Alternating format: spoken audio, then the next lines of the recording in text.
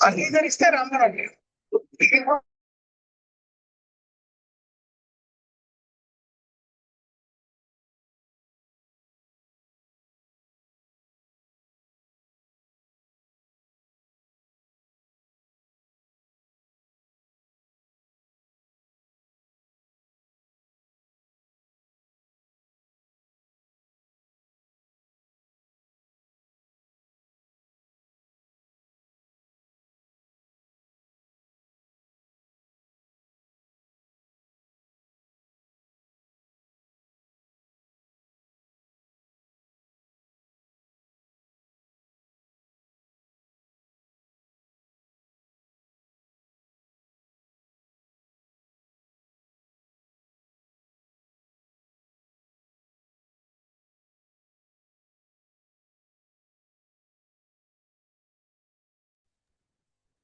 వెంకటేశ్వరరావు గారు స్టార్ట్ చేయండి. అయిపోవచ్చు.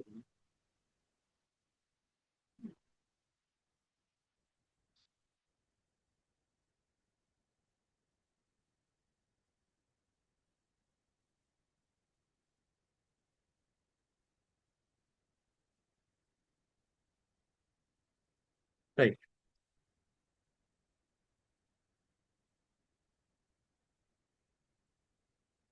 ఇక దివ్యజ్ఞాన సమాజం యొక్క విష్ణుతత్వాన్ని గనక మనం ఒక్కసారి సమగ్రంగా అవలోకనం చేసుకున్నట్లయితే ఇది ఒక మతాచార పరిధిలోనిది కాదు. ఖగోళ శాస్త్ర విజ్ఞానం, జీవశాస్త్రం బయాలజీ, ఒక రకంగా చెప్పాలంటే సైకాలజీ అండ్ ఫిజియాలజీ కలగలిపినటువంటి ఒక సార్వత్రిక పరమసత్యం విష్ణుతత్వంగా థియోసఫీ ఆవిష్కరించింది. మరొక ఐరానికల్ గా చెప్పాలంటే అసలు విష్ణుతత్వానికి సంబంధించిన అవతారాలు అనేటువంటివి ఎక్కడో వెలుపల మనం భావించేటువంటి మత్స్య రూపము, కూర్మ రూపము, వరాహ రూపము, వామన రూపము, పరశురామ రూపము అనేది కాదు. ప్రతి మనిషి అంతరంగంలో నిత్యం జరిగేటువంటి పరిణామ ప్రక్రియలే. తమో గుణం కానీ, రజో గుణం కానీ, సత్వగుణం కానివ్వండి. ఈ రకంగా పశు ప్రవృత్తులు అనేటువంటి వాటిని, అంటే నరసింహ అవతారంలో చేసినటువంటి హిరణ్యకశిపుని వధ, అట్లాగే అహంకారాన్ని అధిగమించినటువంటి ప్రక్రియకు గొడ్డలి ఆయుధంగా కలిగిన పరశురాముడు, వీటన్నింటికి ముఖ్యంగా ధర్మం, కరుణ.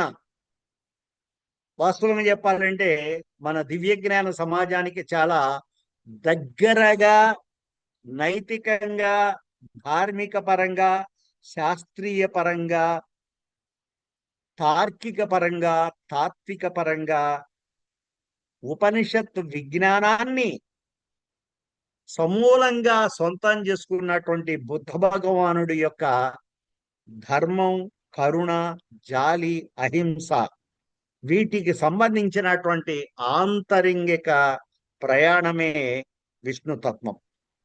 మన లోపల అంతర్గతంగా ఉన్నటువంటి సంరక్షణ చైతన్యాన్ని, కర్మను శుద్ధి చేసేటువంటి విశ్వ చైతన్యమే విష్ణువుగా భావిస్తూ ఈ అవకాశం ఇచ్చినటువంటి పెద్దలకి నేను ధన్యవాదాలు చెప్తూ ముగిస్తున్నానండి. దీనిపైన దయచేసి ప్రశ్నలుగా ఏమి అడగాల్సిన అవసరం లేదు. ఈ విష్ణుతత్వం పైన మన జ్ఞాన సంబంధమైనటువంటి మిత్రులు తమకు అనుభూతి చెందినటువంటి, అనుభవంలోకి వచ్చినటువంటి అంశాలని ఒక్కొక్కళ్ళుగా ప్రస్తావిస్తే బాగుంటుందని నేను వ్యక్తిగతంగా అభ్యర్థిస్తున్నాను. నేను ఓన్లీ ఒక థియరిటికల్ స్కేల్ మాత్రమే మీ ముందు ప్రజెంట్ చేశాను. దీనిపైన వ్యక్తిగతమైనటువంటి ఆలోచనల్ని, వ్యక్తిగతమైన అనుభూతుల్ని, వ్యక్తిగతమైనటువంటి అనుభవాల్ని షేర్ చేయవలసిందిగా ప్రార్థిస్తున్నాను. ముందుగా మన జ్ఞాన స్వరూపిణి లక్ష్మి గారు స్పందించవలసిందిగా అభ్యర్థిస్తున్నాను.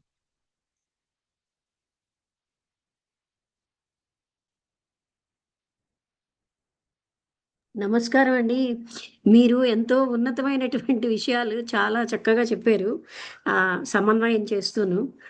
నిజంగా విష్ణుతత్వము అంటే సమస్తం వ్యాపించి ఉన్న ఆ ప్రేమతత్వమే విష్ణుతత్వం. అసలు నాకేమనిపిస్తుందంటే లవ్ ఇస్ హోలిస్టిక్ అనమాట. అంటే అటైన్మెంట్ ఆఫ్ లవ్ అది అంటే అది అన్నిటికంటే సర్వోత్కృష్టమైనది. అందులోంచి సృజనాత్మకత, అందులోంచి ఇంటెలిజెన్స్ అన్నీ వస్తాయి. సో అలాంటిది మీరు విష్ణుతత్వంతో అంటే మీరు చాలా స్టడీ చేశారు. ఇదంతా నేను స్టడీ చేయకపోయినా ఆ హోలిస్టిక్గా ఉన్నది నాకు అర్థమవుతోంది.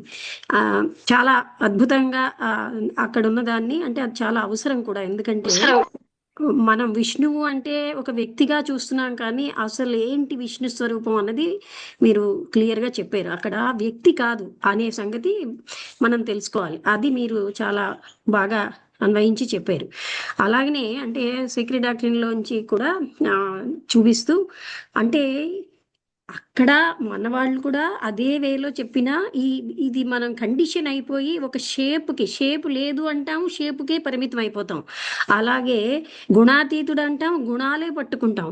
అలా అన్నింటికి అంటే అంతటా వ్యాపించున్నాడంటాం, విగ్రహానికి పరిమితం చేస్తున్నాం.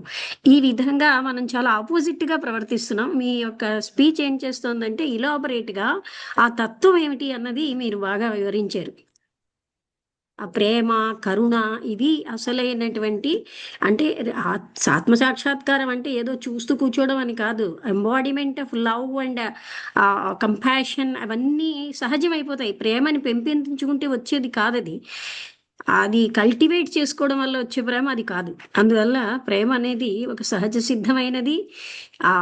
Omnipotent consciousness love. ఓకే అండి. రఘురామరావు గారు, కుమార్ గారు, ఆనంద్ కుమార్ గారు. నమస్తే వెంకటేశ్వరరావు గారు. నేను కొంచెం లేట్ గా జాయిన్ అయ్యాను. Sorry for the delay. అయ్యయ్యో. ఆనంద్ కుమార్ గారు. చిన్న పని మీద బయటకు వెళ్ళి సార్ నమస్తే. నమస్తే నమస్తే. నమస్తే. అయితే విషయం ఏంటంటే ఈ సెకండ్ లోగోస్ అయిన విష్ణు తత్వం అన్నది చాలా చక్కగా వివరించారు. అయితే ఈ క్వాలిటీస్ అన్ని కూడా నేను అన్మానిఫెస్ట్ డివైన్ క్వాలిటీస్ ఇంతవరకు భావిస్తూ వస్తున్నాను. నేను ఇవి ట్రినిటీలో ఉన్న సెకండ్ లోగో అయిన విష్ణుకు క్వాలిటీస్ కాదన్న వరకు ప్రస్తుతానికి ఉన్నాను నేను. మీరు చెప్పడం ద్వారా ఈ రోజు నాకు అర్థమైందని చెప్పేసి భావిస్తున్నాను. ఎందుకంటే మనం నిర్గుణ పరబ్రహ్మాన్నే మనం మెయిన్గా తీసుకుంటాం. ఈ సమస్తంలో ఉన్నది కూడా నిర్గుణ పరబ్రహ్మ తత్వమే అని చెప్పేసి అన్నది అందరికి తెలిసిన విషయమే. సో ఈ క్వాలిటీస్ అన్నీ కూడా ఆయనవన్నవి నా భావన.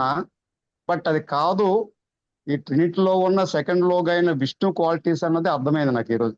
ధన్యవాదాలండి మీరు వివరంగా చెప్పినందుకు.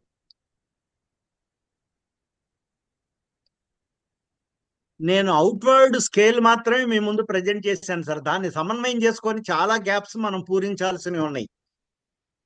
తప్పనిసరిగా అండి. నేను మన మిత్రులకి అందరికీ ఈ టాపిక్ షేర్ చేస్తానండి స్క్రిప్ట్ పరంగా. దానిలో ఉన్నటువంటి ల్యాబ్స్, దాని మీద ఉన్నటువంటి ల్యాబ్సెస్ అన్ని కూడా మీరు రిమార్క్స్ గా నాతోటి మాట్లాడండి. తప్పనిసరిగా అండి, చాలా సంతోషం. ఎందుకంటే మనం ఇంకాస్త రిఫైన్ చేసుకోవడం కోసం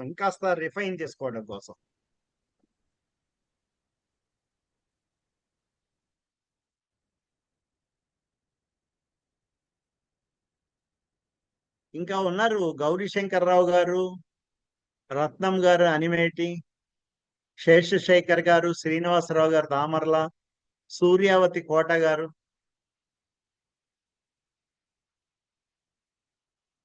మనం ఏదన్నా దీన్ని సప్లిమెంటరీ ఇన్ఫర్మేషన్ లేకపోతే క్లోజ్ చేసేద్దాం సార్. మాస్టర్స్ అందరికీ మంచిది. నేను బైక్ డ్రైవింగ్ లో ఉన్నానండి. మాస్టర్ విన్నానండి చైతన్యం గురించి. చక్కగా మాకు కొన్ని తెలియని విషయాలు తెలుసుగాను. చాలా థ్యాంక్ యూ అండి మాస్టర్ గారు. సమస్తము సర్వాంతర్యామి భగవంతుడు అనేది భక్తిలో చెప్పుకుంటారు, కానీ చైతన్యమే ప్రతి అణువులో ఉంది. ఆ చైతన్యమే మన యొక్క మనుగడ, మన యొక్క సమస్తం అన్ని కూడా వ్యక్తించడానికి దాని ద్వారాగే అని ఈ సందర్భంలో తెలుసుకోగలిగిన థ్యాంక్ యూ అండి. థ్యాంక్ యూ మాస్టర్ గారు, అందరికీ కూడా ధన్యవాదాలు. సార్ ధన్యవాదాలు రఘురామరావు గారు. సార్ చెప్పండి. సార్ శేషశేఖర్ గారు. చాలా బాగా చెప్పారు సార్ విష్ణుతత్వం గురించి. బాగా చెప్పానని నేను అనుకోవట్లేదు, జస్ట్ అవుట్వర్డ్ ఇచ్చాను సార్. అంటే ఆ విష్ణుతత్వాన్ని దాని యొక్క అవుట్ లైన్స్ బాగా చూపించారు. కానీ ఏమవుతుందంటే ఈ సబ్జెక్ట్ కొత్తగా ఇక్కడ వింటున్న వాళ్ళకి ఆల్రెడీ కొన్ని మనకు ప్రీ కండిషన్స్ ఉంటాయి కదా ముందే, వాటిని సమన్వయం ఒకసారి ఆ స్క్రిప్ట్ చదవాలి మళ్ళా. అప్పుడు ఆ గ్యాప్స్ గలుగుతాను. ఇప్పుడు మీరు చెప్పిన దాంట్లో ఆ విష్ణుతత్వం అర్థమవుతుంది, కానీ కొన్ని గ్యాప్స్ ఉంటాయి. ఎందుకంటే ఆల్రెడీ మన ప్రీ మైండెడ్ లో ఉన్నాం కొన్ని. ఆ రెండింటిని ఇప్పుడు సమన్వయం అయితే రెండు ఇంచుమించుగా ఒకటిగానే కనిపించినాయి వింటున్నప్పుడు. ఉంటాయి కొన్ని ఇబ్బందులు, దాన్ని సమన్వయం చేసుకుంటే మనకు క్లారిటీ వస్తుంది అనమాట. అంటే విష్ణువు అంటే సర్వవ్యాపకుడు అనేది యూనివర్సల్ గా చెప్పేటువంటి మాటే, కానీ ఏమిటంటే దాని వ్యాప్తిలో డిఫరెన్స్ ఉండొచ్చు ఒకళ్ళకి ఒకళ్ళు చెప్పేదానికి. అందువల్ల మనము ఒకసారి ఆ స్క్రిప్ట్ కూడా మీరు పంపిస్తే ఒకసారి చదువుకుంటాం. Thank you very much sir. Thank you. మీరు స్పందించినందుకు చాలా చాలా ధన్యవాదాలు సార్. మీరు చాలా అంటే మీరు వివరించే విధానం చాలా బాగుంది ఒక విషయాన్ని. ఎందుకంటే మీకున్న బహుశా లెక్చరర్ ఎక్స్పీరియన్స్ అవ్వచ్చు, ఏదైనా కావచ్చు. అంటే ఇవాళ నేను నేరేషన్ లోకి అసలు వెళ్ళలేదు సార్. ఇంకాస్త నేరేషన్ లోకి వెళ్ళి దాన్ని సమన్వయం చేసేటువంటి ఉదాహరణలు చెప్తే ఇంకా బాగుండేది. అవి చేయలే నేను. మళ్ళా ఒకసారి పెట్టుకుందాంలేండి, ఎందుకంటే మాకు కూడా ఒక అవగాహన వస్తుంది. ఇప్పుడు మొత్తం అంతా ఒకసారి ఒక బ్రీఫ్ గా ఇది అని అంటే దాని మీద కొన్ని డౌట్స్ ఉంటాయి ఖచ్చితంగా. నెక్స్ట్ టైం మాకు కంఫర్ట్ గా ఉంటుంది. అది సంతోషం సార్, బాగుంది. నమస్తే సార్. రఘురామరావు గారు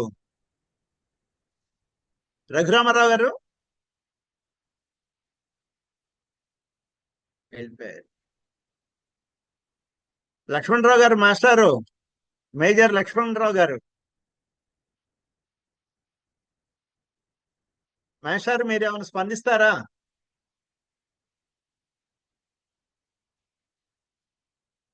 మాస్టారు అన్మ్యూట్ చేయండి సార్. లక్ష్మి గారు అన్మ్యూట్ చేసుకోవాలి. హలో రఘురామరావు గారు, ఇంకేం లేకపోతే కనుక మీరు సమాప్తి చేసి క్లోజ్ చేయండి, లేక లక్ష్మి గారు కానీ.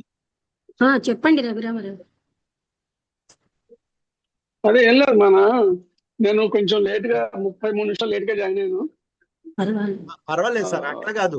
ఇప్పుడు మనకి ఇంకా దీన్ని అనుకోకుండా బయటకు వెళ్ళవచ్చు. లక్ష్మి గారు సమన్వయం చేసి అడుగుతూ క్వశ్చన్స్ ఏం లేదు, లక్ష్మి గారే సప్లిమెంట్ చేసి దాన్ని సమాప్తి చేసి క్లోజ్ చేసేద్దాం.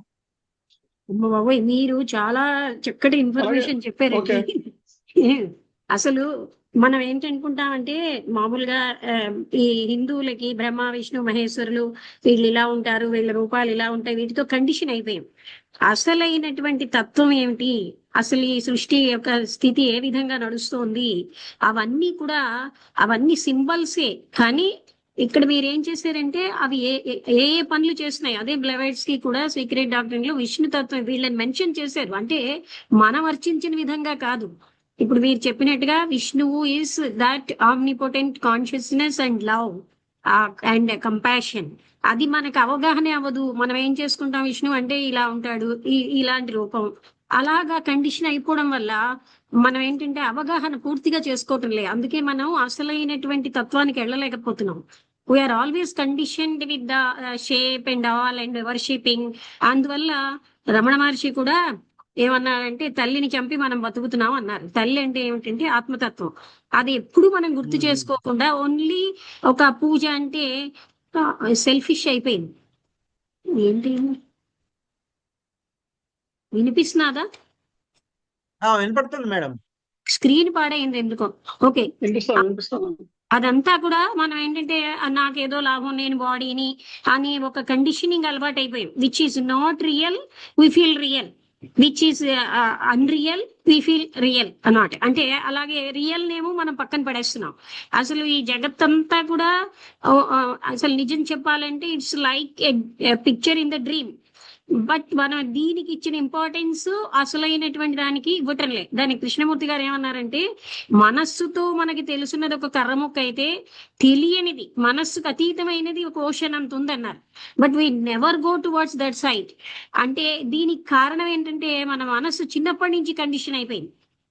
ఎన్నో విషయాలు మెమొరైజ్ చేయడం, ఆ తర్వాత అథారిటీ కోసం, తర్వాత సుపీరియారిటీ కోసం, డామినేషన్ కోసం తప్పన వీటిలోనే మన లైఫ్ వేస్ట్ అయిపోతుంది.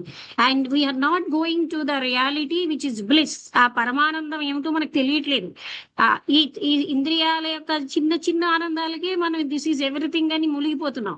అందుకని ఆ వాస్ట్నెస్ ఆఫ్ ద క్రియేషన్ అనేది మనకు తెలియాలి. అంటే there is everywhere love and compassion, but we're not able to understand that. మనకు తెలియట్లేదు. అంటే అంత కంపాషన్, అంత లవ్ అందరిపైన ఉంది అని. And there is a divine plan, accordingly everything is running. నాకేదో అయిపోయింది, ఎవరో ఏదో చేస్తారు అనేది ఎక్కడ ఉండదు. మనకి ఏది ఉంటుందో మన లాట్లో అదే మనకు వస్తుంది. మన దాన్ని ఎవరు తీసుకోలేరు, ఎక్స్ట్రా ఎవరు ఇవ్వలేరు. ఆ విషయం మనకి తెలిస్తే ఆందోళనే ఉండదు. ఎందుకంటే మన కర్మ ప్రకారం మనకి రావాల్సింది ఎవ్వరూ తప్పించలేరు, ఎంతమంది అయినా తప్పించలేరు. దాట్ వి గెట్ అనే విషయం మనకి తెలిస్తే మనకి అనవసరమైన ఫ్రస్ట్రేషన్స్, కాన్ఫ్లిక్ట్స్ అన్ని పోతాయి. నెక్స్ట్ ఒకే ఒక కాన్షియస్నెస్ నాలోనే అందరిలోనే ఉన్నదన్న అవగాహన ఎప్పుడైతే వచ్చిందో, అప్పుడు ఎలా అయితే కృష్ణమూర్తి గారు అర్జెన్సీ ఆఫ్ చేంజ్ అన్నారు. ఏమిటా చేంజ్ అంటే మనిషిని మనిషి చంపుకుంటున్నాడు. ఎందుకంటే వీళ్ళు పరాయి వాళ్ళు అన్న ఒక అజ్ఞానంలో. ఆయామ్ ఇన్ ఆల్ అనేది ఎప్పుడైతే మనిషి రియలైజ్ చేసి అనుభవిస్తాడో, then there is no war. అక్కడ ప్రేమ తప్ప ఇంకేమీ ఉండదు. అందుకని ఈ జ్ఞానం ఏంటంటే చాలా అవసరమైన జ్ఞానం. ఇప్పుడు మన అందరం తెలుసుకోవాల్సింది ఇదేదో థియరీగా బుర్రలో పెట్టుకోవాల్సిందే కాదు. It's a practical and scientific knowledge which is a dynamic knowledge. అదే ఎంతో అవసరం మన అందరికి. చిన్నప్పటి నుంచి కూడా మనం పిల్లలకి అవగాహన అయ్యే రీతిలో చెప్పాలి కూడా. అందుకని టాపిక్ మంచిదే తీసుకున్నారు, బాగుంది. కానీ మీరు చాలా ఎక్కువ అధ్యయనం చేసి బాగా అర్థమయ్యేటట్టుగా చెప్పారు. ధన్యవాదాలమ్మా. అంటే ఇంకాస్త నేను పరిశ్రమ చేయాలి. దానికి నేరేషన్ నేను ఫ్లష్ అండ్ బ్లడ్ చేర్చాల. అంటే నేను ఒకటి ఏంటనుకుంటున్నా అంటే ఇంకా ప్రాక్టికల్ ఆస్పెక్ట్ ఇందులోంచి చెప్తే అది అప్లికబుల్ గా ఉంటుంది సామాన్యులకి కూడా. అవును మేడం. అంతేనా కదా? మీరు ఇప్పుడు సప్లిమెంట్ చేసిందంతా కూడా ఇట్ యాడెడ్ ది ఫ్లేవర్.